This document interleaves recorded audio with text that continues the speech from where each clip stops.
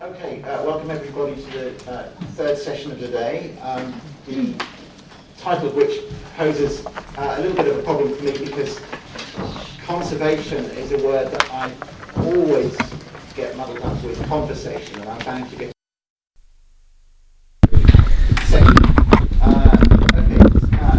another challenge for us today is that the first presentation is delivered to us via Skype all the way from New Zealand, and the presenter, who I'm very pleased to welcome to the conference, is Nicole Schafer, who is researching, I think, for a PhD in the University of Otago in New Zealand. I've just submitted my Master's for Science Communication at the University of Otago. Very good. She can speak just as well as me on her own behalf. And Nicole is a scientist specialising in zoology, and her talk today is on media amplification of the supposed threat posed to human beings by predators. So over to you, Nicole. All right. Hello. My name is Nicole Schafer, and I am co-creator of the film Tangled Waters and lead coordinator of the campaign Tangled Waters as well. Can I please have the next slide? So this story takes place in Dunedin, Otago, New Zealand, home of around 22,000 students, the world's steepest streets, and a variety of wildlife, such as seals, sea lions, albatrosses, yellow-eyed penguins, blue penguins, and of course, sharks. Now there are 13 species of sharks in the Otago waters, including 2 protected species, the basking shark and the great white shark, which is also known as the white pointer here. So as was stated earlier, my background is in zoological conservation and wildlife science, and with my film partner, Andrew Scott, he's a marine biologist, and both of us were surprised to learn that Dunedin had anti-shark nets, both of us being foreigners, of course. My film partner is from Scotland. But we were very aware that there were sharks in the water because there's a shark belt located on the beaches. Now, these are the only nets in New Zealand and the only ones outside of Australia and South Africa. Can I get the next slide, please? So in the late 1960s and early 1970s, this small town suffered from a spate of shark attacks. Now, shark attacks happen all over the world, but the reasons these got so much attention is, 1, they happened in a very short time, and 2, because it was believed that sharks would not come into waters that cold. It's a little chilly in Dunedin. So in response to the attacks, shark nets were placed in the water, or maybe I should correct that and say dolphin nets were placed in the water to catch sharks. Now they were supposed to target great whites, but a net in the ocean doesn't know the difference between one shark species and another, so several types of sharks are caught every summer. So we, Andrew and myself, originally decided we were going to make a film just pointing out the flaws of the shark nets, like the fact that they protect only 5% of the beaches. They have massive holes, they're not being pulled in and checked properly and maintained. They're supposed to be pulled in about 3 times a week, and we would go whole weeks and never see anyone pick up the nets. And they were catching more sharks on the inside of the net than on the outside. And when you looked at records, they were really questionable, like sharks were not being identified, and apparently there was absolutely no bycatch, which is just impossible. And to top it all off, they were offering no real protection. So theories are that the shark attacks that happened in the 60s were due to one rogue shark, which is a bit unlikely. What is more likely and not often discussed is in the 60s, the sewage pipe emptied in that area. A meat company was dumping off the coast, and there was a large prey base for sharks. So pretty much Dunedin had set up this buffet, and the sharks came. But a lot of people spend time in the water here, mainly in wetsuits, and it can get very confusing for sharks when there's a lot of food in the water. Now, a practice by the media and people in general is that there's always someone or something to blame when tragedy strikes. So they blame the sharks and devise a setup that catches and drowns these animals using shark nets. So let me bring you back to present time, where there's no more dumping of meat or sewage, and most seals and sea lions take up residency on other beaches that are less populated by the public. The beaches where these nets are considered city beaches, so they're quite popular for the residents to visit. So on January 1st, 2011, an article on shark nets hit the front page of the Otago Daily Times newspaper. It was a total coincidence that we were making this film at the exact same time. And a few of the counselors were actually baffled to hear that there were nets in the waters that they were in charge of. Counselor Kate Wilson was very surprised in particular. So we talked to her, and it didn't take long for us to learn that this topic came up every few years, but then was quickly ignored, and that the vote in the budget every year is always just waved across because it's hidden under Parks and Recreation. There's no specific outline that says shark nets.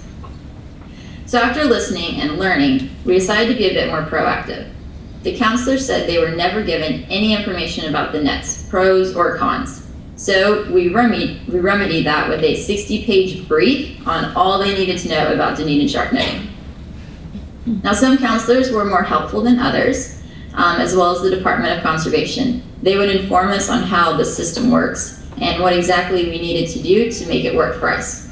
So how to process submissions, get heard at meetings, what steps needed to be taken so they could not renew their netting permits. Since there are protected sharks in the waters and these nets are not specific on their catch, the City Council actually is required to get specific permits to deploy the nets since they are threatening protected marine species. Could I get the next slide, please?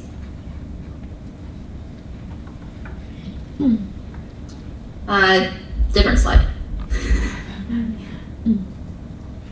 I think you went too much forward.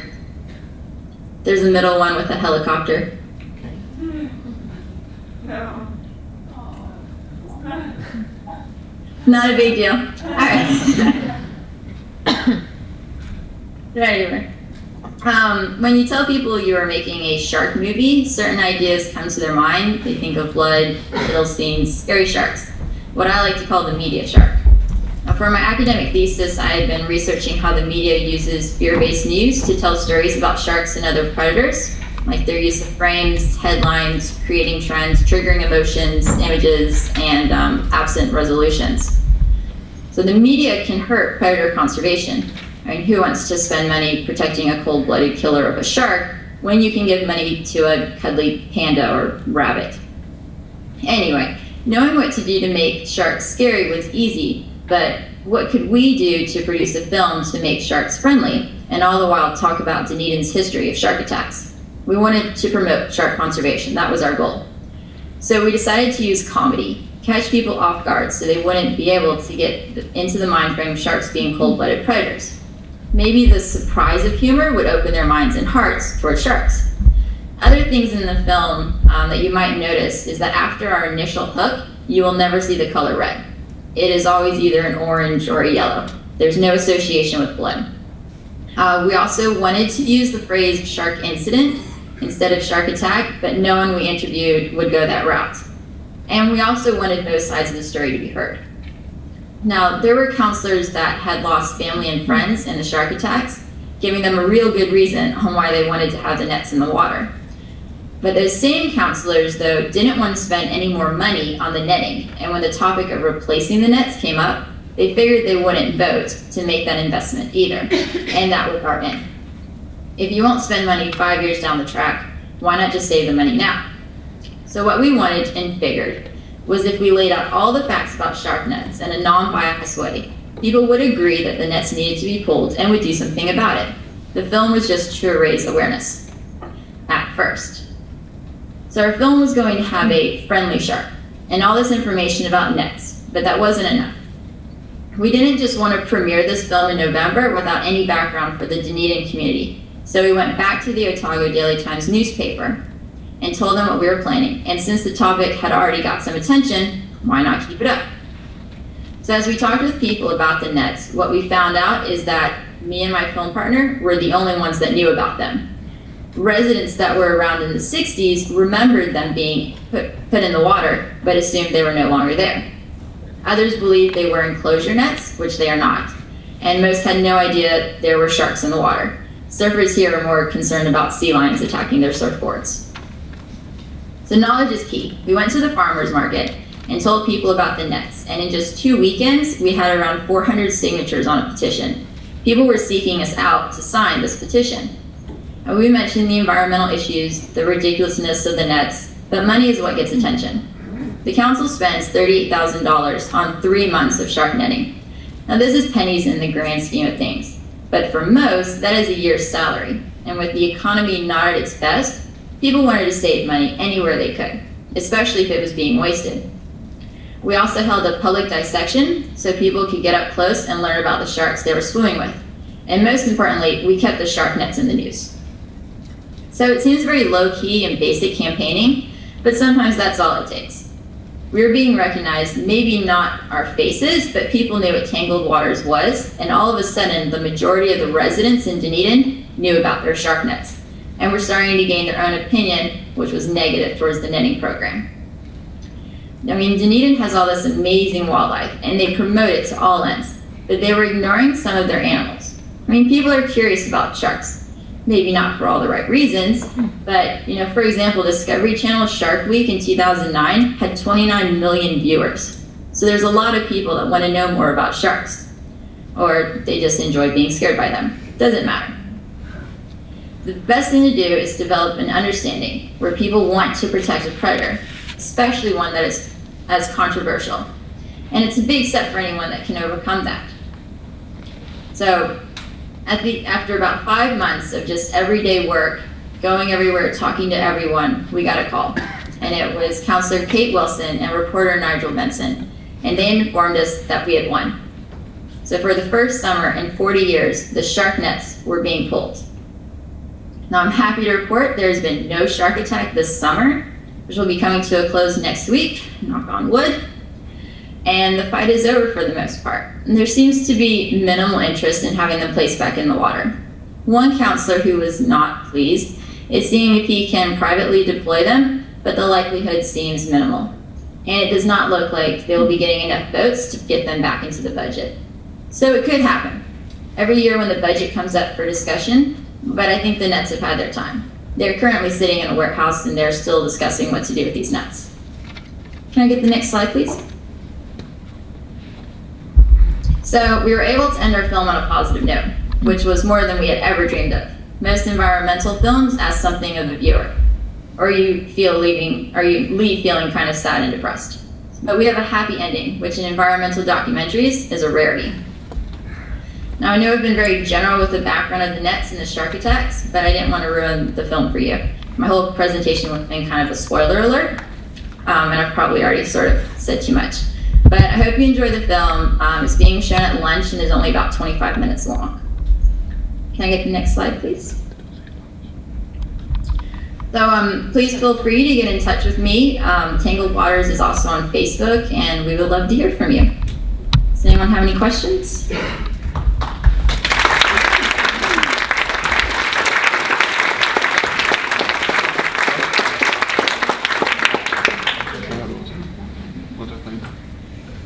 You around so you can see the audience. Okay, thanks. Okay. Yeah, thanks very much for that, Nicole. I believe that if anybody would like to ask a question, they will need to do it in the microphone here. Repeat it. Or we'll ventriloquize it. So any questions for Nicole at the moment, please? Yes. Hello. Hi, Nicole. Thank you very much for that. I'm just wondering, are there any alternatives to shark nets for people that do fear them coming into shore? Are there any deterrents that are being used in, say, Australia and South Africa and other coastal areas? Now, like you use shark nets, but their biggest difference that is hang on just 1 minute, we've got some technical issues. Just 1 second. Probably doesn't like me.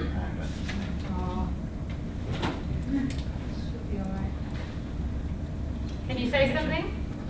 Yes. Oh, that's better. Okay. Is that okay? Just listen. I think we can hear you again, that's fine. All right. So the shark netting that goes on in South Africa and Australia, they spend millions of dollars on, and there's scientists that go out there. So when they originally thought about putting nets in Dunedin, the scientists were really excited because it would have been inshore netting and they could have learned a lot about the shark species that migrate and travel through. But they've never allowed a scientist or any other individual on the boat that goes and checks the nets. So I think if you are netting, which is still an option for beaches, I mean, it is going quite well in some beaches in Australia and South Africa, it's a decent thing to use as long as it's being done properly. But if you wanted to go around the netting thing, which would be really nice, they do sell those electrical transmitters that you can go and put on your surfboard, you can put around your ankle. They're looking at developing bigger ones so that you could put them kind of where the net would be instead, and it would sort of make like a wall to deter sharks. But in general, you just sort of kind of take that risk when you get in the water.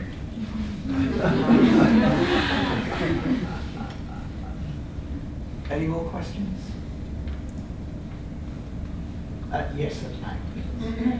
I just wanted to say thank you very much for a very inspiring talk. I look forward to seeing the film. I hope that you're going to make more films like this for a whole range of animals. We're hearing in the UK about problems with the badger cull.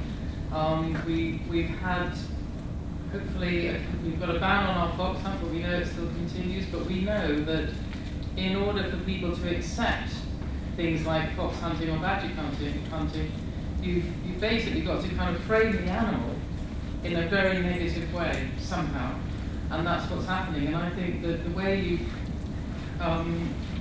run this campaign to help get rid of the shark nets in this case is absolutely brilliant, and I really do mean it. I hope you travel around the world and help people run campaigns like this all over the world. So thank you very much. Thank you, I appreciate that.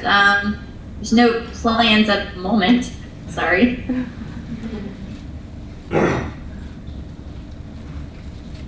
Any more questions? It's right at the back. I just wanted to ask, I understand that shark attacks are fairly random, and I understand what you were saying about the netting issue. But do you have a plan B in case there is a random shark attack in the next week? And I mean, you must backlash. Do you have a plan? She was a bit far, but just to clarify, she wants to know if I have a plan B in case we get a shark attack soon. Yeah. Yes. Yes.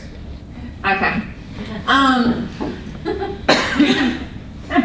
It's a really good question, and during the whole campaign, that was the first thing out of anyone's mouth. Like, hey, would you sign our petition to get rid of shark nets? And the next statement was, well, what if it happens again? And we knew that if that was going to happen, we'd probably have a lot of fingers pointed back at us. And that's why the counselors, for the most part, have been sort of on the back burner about doing this themselves, I think. Because, they're the ones that are making the vote. I mean, they could say, yeah, Tangled Waters got it all motivated, but in the end, they were the ones that took the vote and they were representing the public. So it was a big deal that we survived the summer without a shark attack, and it would be awful if another spate of attacks happened, but it's just sort of, it's one of those things, like the likelihood of, being killed in a shark attack is 1 in 300 million. I mean, it's a really rare incident, and you just have to be sort of aware. I mean, there's a shark bill, we know there's sharks in there. You just don't go out during their main feeding times, which is dusk and dawn. You just sort of have to take those precautions. And we as people need to understand that, it isn't our ocean. They were there first. They've been around for, 400 million years or so. And we're sharing it. And it's a wild place. I mean, we wouldn't go to Africa and tell them to cage up all the lions. We wouldn't go to the States and tell them to put all, the alligators away. They're part of the habitat that we want to take part in, and we just need to be aware and respectful that they're there. I mean, so it's just kind of one of those things. I really hope it never happens here. I mean, I don't hope any shark attack happens, period. But it's something that you as a, ocean participant has to just be really careful with. But if another spate were to happen, they would probably try to look into something, and maybe the nets would go back in. But we just really need to be very cautious, because there are protected species that are swimming in the waters here. So, you know, is it worth killing off maybe a species if this is where they're residing versus, you know, saving human life? You're always going to have that toss up, and no one wants to be the person that makes that decision. Thank you. So hopefully that kind of answered your question. Sorry. Thanks, Nicole. One more question I can see in the middle. This is hypothetical, but if there had been economic or employment benefits attached to the netting, do you think you would have been so successful? No, probably not. And like I sort of mentioned before, I'm not saying that shark netting is an awful practice. It's not necessarily a practice I agree with, but I see the benefits of it. And if they had gone and said, listen, we're going to employ a couple of other fishermen so we can get these nets brought up a lot easier, they can be checked, they can be maintained more, they can be fixed. We're going to have a scientist on board every boat that's going to research the sharks that get brought in. We're going to keep really good records of bycatch and everything like that. I probably wouldn't have made the film, to be honest, because I can see the benefits of learning, you know, from this practice. But the issue was it wasn't being done properly. So can I just say, this would be a great film to do in schools, to start taking it around primary schools, because I think this is what we need, you know, great films made like this, little projects, and taking into schools at a very early age, and actually making children understand the natural world. Oh, I completely agree. And if you watch the movie, you'll understand that kids kind of get a kick out of it, because we're sort of on that humor level sometimes. And we've been inviting schools every once in a while to come view it, and have been trying to send it out. So no, we're not really in it to make money. This is our first one. It was our thesis. It was all about, you know, raising awareness, and we're trying to find outlets, you know, in South Africa and Australia so they can learn. Okay, thanks very much, Nicole. I understand it's rather late in Otago, and I think we should let you get to bed now. Before you do, we'll show our appreciation for your most interesting talk and look forward to seeing you tomorrow.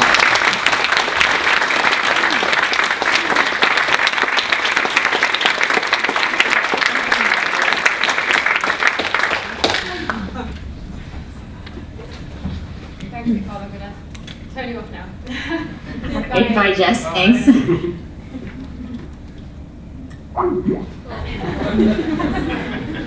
That's it. It sounded very aquatic.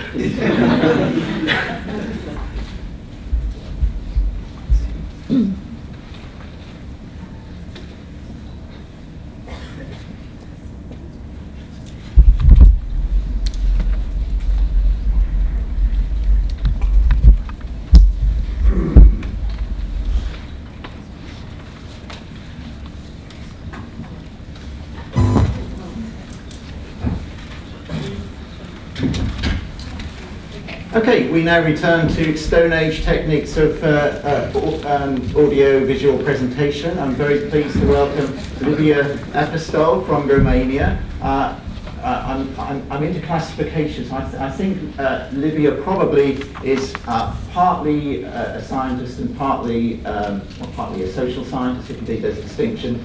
She works in psychology, in psychotherapy, cognitive psychology, and her talk today is about what we can learn from or how we can use the techniques of research methods deployed in cognitive psychology to help animal aid organizations better establish the motives for contributors to donate to their organizations. So over to you, Livia. Thank you. Okay, thank you. Hello, everybody. As our... Is that better? Yes. Okay. as our chair mentioned, my main interest is, so the interest of my research is to find out what are the most important cognitive, affective, and situational factors that we should take into account when organizing, creating a campaign for fundraising for the conservation of animal species. The paper I will present today is a review of the literature available on this topic. Since it is very difficult to find research in this specific area, I looked at other connected areas that appear to be very informative. Essentially, this turned out to be a theoretical review on attitudes to animals and the way people treat them, and with a particular accent on human-oriented prosocial behavior. This helped me very much in putting together the available information, that the things we already know about this topic, and also it helped me to establish what we don't know, but we really need to find out. So, generally, animal protection and conservation organizations rely for financial support on the public. So it's important for them to know as much as they can who are their sustainers, what motivates them. And also conservationists need to know who is more likely to support them and to support their cause, and how to ask for help, when to ask for it when organizing and creating such campaigns, such fundraising campaigns. As organizations don't always have the necessary resources to find the answer to these questions, it would be helpful for them to look at what scholars do, what researchers do. And this takes us to the problem that we all know, the gap between academia and animal advocates. They don't have the same language, they don't have the same methods, but it would be really nice if researchers could investigate topics that really helped organizations. The topic is also an interdisciplinary one, and this creates other difficulties. When organizing such a campaign, we could look for information in more disciplines such as psychology, marketing and economics, publicity, and human-animal interaction field. But scientists all have different theories, all have different methods, and this really is a problem for us, because we define concepts differently, and it's difficult for us to come together on a topic. And this takes us to the problem of the lack of a unitary theoretical framework, and really slows the research down. Finally, even though attitudes to animals and their treatment are considered fundamental to the issue of animal protection and conservation, because we know that attitudes are a good predictor, a significant predictor of behavior, a link between attitudes to animals and financially supporting wildlife conservation hasn't yet been established. Let's see what's the current state of the art on attitudes to animals. Based on the profile of the journals that I found the most publications in, this is a topic that, excuse me, I'm a little bit nervous. We found a lot of publications on this topic in the human-animal interaction field. On the other hand, the study of attitudes has an at least 5 decades history in social and cognitive psychology. So this makes us think that scholars in the human-animal interaction field could have a lot to learn from their colleagues. Most of the first published papers on attitudes to animals are descriptive studies and present the validation of a couple of assessment instruments. Here we can find general information about the characteristics of attitudes to animals and demographical variables involved. Specialists of the field began then to isolate cognitive, affective, or personality factors that influence attitudes to animals in correlational studies mainly. And there are very few experimental studies and designs meant to investigate the effects on the formation or modification of attitudes to animals, and even fewer to investigate the link between attitudes to animals and animal-oriented behavior. Here are the most important theories on attitudes to animals. The first study was in the 80s, was made by Keller, and he found out that there are 9 typologies of attitudes to animals that can be better explained by 2 basic motivational perspectives. Following this tradition, the next theoretical models that try to explain the nature or the structure of attitudes to animals keep the concept of motivational consideration and fail to define the concept of attitude. The first one, the bidimensional model of attitudes, keeps the exact 2 dimensions of Keller's model, the first model, saying that people are motivated to like animals and form attachment relationships with them, but also are motivated to use them in different ways. The author explains the complex nature of attitudes to animals, saying that the 2 motivations can be either compatible or conflictual. For example, it can be very easy for me to form a favorable attitude toward my pet cat and love it and treat it humanely. But what if I get attached of a farm animal that is being raised for the food? Then I would be put in the position to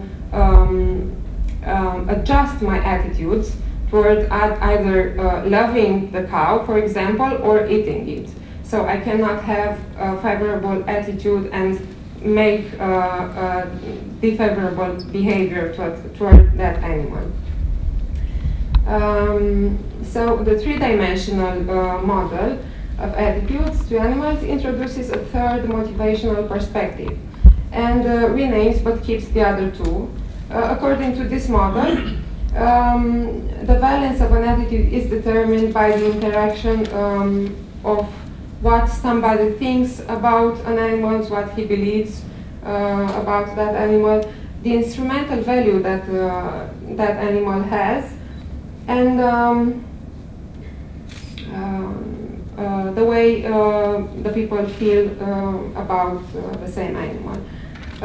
This is the model that is the most close to the social cognitive model of attitudes. That states that an attitude has 3 components: a cognitive one that refers to one thinks about the entity, an affective one, and finally a behavioral one that reflects what a person is inclined to do about the entity. There are at least 2 problems about attitudes to animals, these 2 attitudes to animals models. Neither of the 3 defines the concept of attitude, but they talk about motivation instead. And the second one is that there is the need to consider this 3-dimensional structure of attitudes and distinctively describe the cognitive, the affective, and the behavioral concepts, components.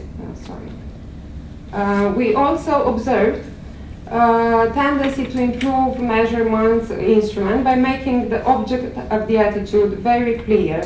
And we think this is a very good step forward. At first, most scales developed measured attitude to animals in general. Then the researchers and practitioners began to create instruments for the attachment and attitudes to animal pets in particular. Lately, the need for specificity in this regard has been proved. For example, Taylor and his colleagues recently developed a scale that distinguishes attitudes to different kinds of animals, pets, pests, or profitable animals. So we learned that in order to have an accurate assessment, we need to be very, very specific on what we want to measure. Do we want to know how people feel about pets, or about farm animals, or about wild animals? And another important thing is that we have to distinguish between attitudes to animals and attitudes to the treatment of animals, so to the behavior. We have valuable information on how attitudes to animals work from the studies that investigate factors known to influence attitudes. Variables that have an impact on the formation or modification of attitudes to animals can be either certain characteristics of animals, individual human attributes, or cultural factors. Animal attributes refer mainly to physical and behavioral characteristics. People tend to favor in an animal, most of all, phylogenetical closeness. That means that the animal must be alike, must be very similar physically and also behaviorally to humans. People also appreciate the aesthetical appearance of an animal, meaning that the animals they like the most have to be beautiful. Animals must also be cute, displaying baby face-like stimuli. This means big round eyes, a small mouth and nose, and round face. Humans are also sensitive to the risk of a species to being extinct, and they manifest this way their general dislike of losing things. Individual human attributes refer mainly to cognitive, emotional, and social aspects. Though the majority of the individual factors known at the moment to influence attitudes to animals are demographical variables, and only a few personality or cognitive factors have been studied. People who tend to favor animals the most are, as we all know, females, young adults, well-educated, living in urban settings. They have or they had in the past pets, and they had a pleasant experience with animals during their childhood.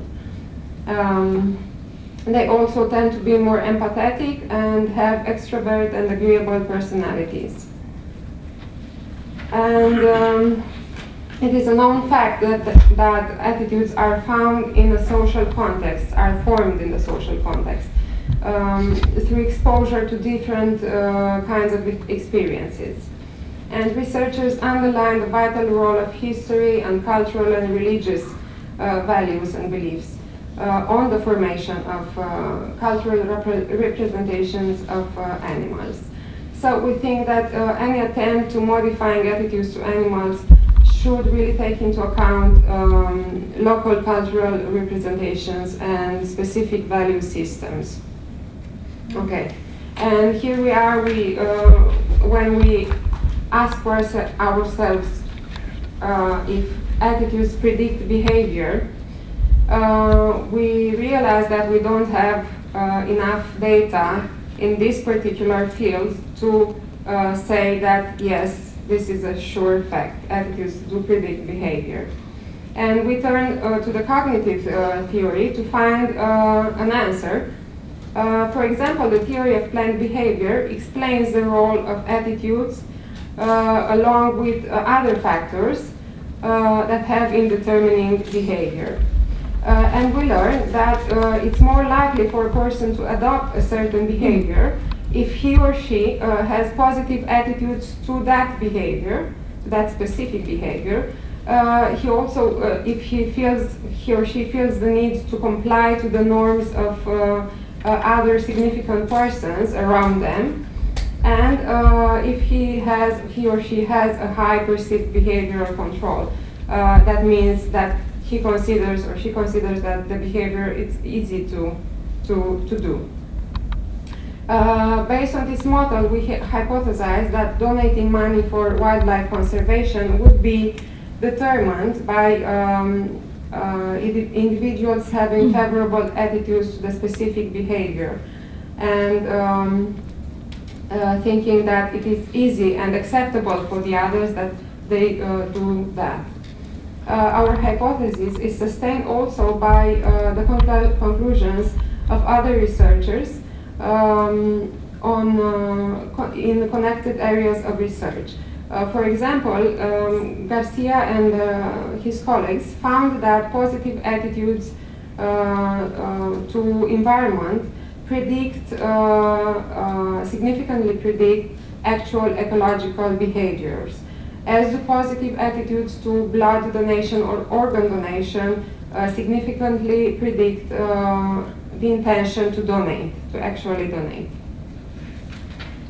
In conclusion, making this theoretical review help us understand the ways in which our research could improve the field of human-animal interaction by taking an attentive look at the cognitive theories of attitudes. We learned that the current state of knowledge, what is the current state of knowledge on attitudes to animals, what is their structure, the factors known to influence them. We also noticed a pretty serious lack of theoretical and empirical research on how attitudes to animals predict specific behaviors to animals. And we learned that attitudes to animals are not the only factors that we should take into consideration when planning such campaigns. These conclusions bring us to establish a few recommendations for future research. We think it's essential to establish a theoretical framework, a unitary one, and to define concepts very well. This could help us better distinguish between attitude, for example, and motivation. That are two separate things. Also, it is crucial to create specific assessment instruments by taking into account the three-dimensional structure of attitudes. Different types of animals or the cultural characteristics. And most importantly, we think it's very important to consider factors and processes tested in cognitive psychology, and look at the general theory of attitudes and that theories and models that explain the link between attitude and behavior. And this is all. Thank you very much for your attention.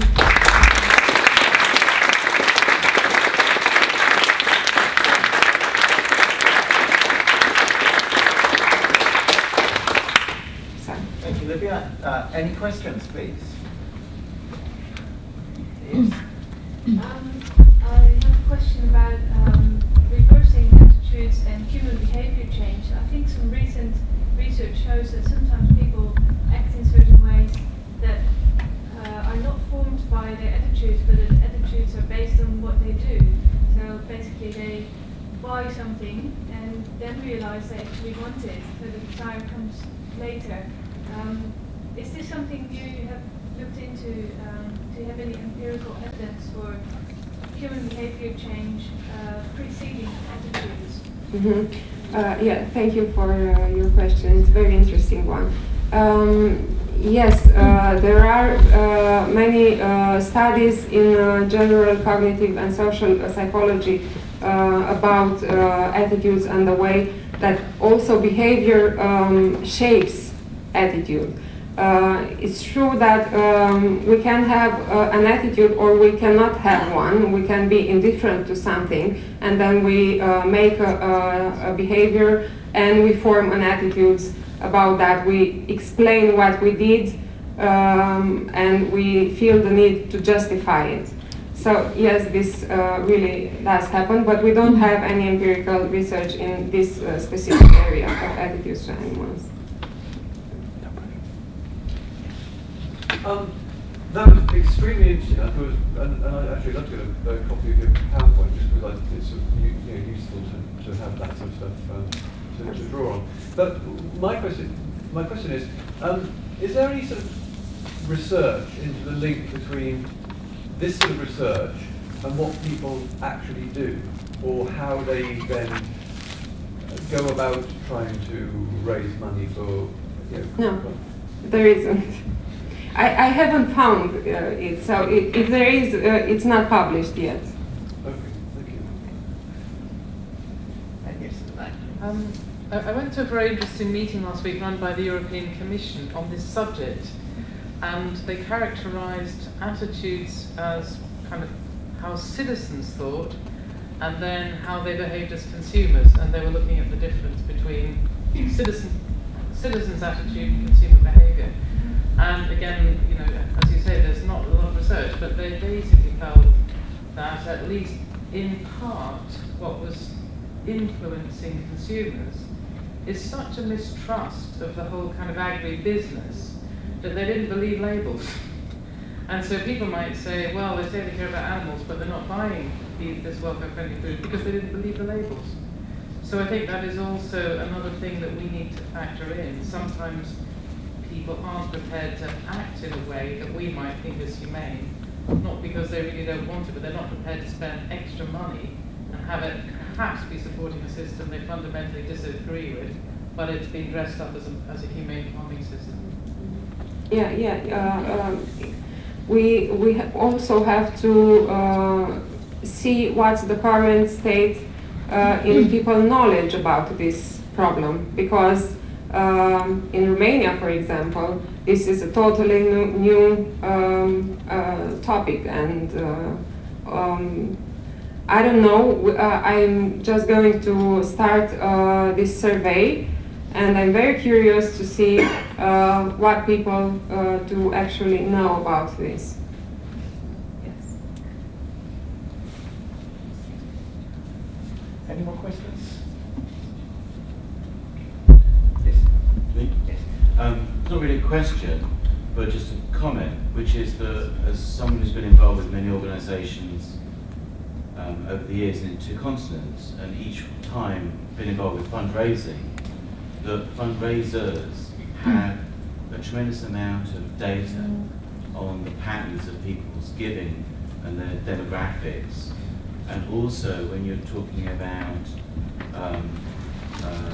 high donors and one-to-one fundraising, you get a lot of anecdotal information about prospects and donors. And I don't know if that's ever been academically reviewed in any way, but within the industry of fundraising, there probably is research that looks at attitudes and behaviours about why people give and what they can do. Yeah, that's probably true, and this is the thing that I was talking initially about the gap between research and academia. It's very probable that they have their own data and they're working, they're doing stuff without us knowing, and on the other side we are doing the same thing without knowing what they already know. And it's something that we should work on. Okay, if there are no more questions, we perhaps have time for one more, but if there are no more, we could proceed to lunch, in which case, thanks very much to Livia for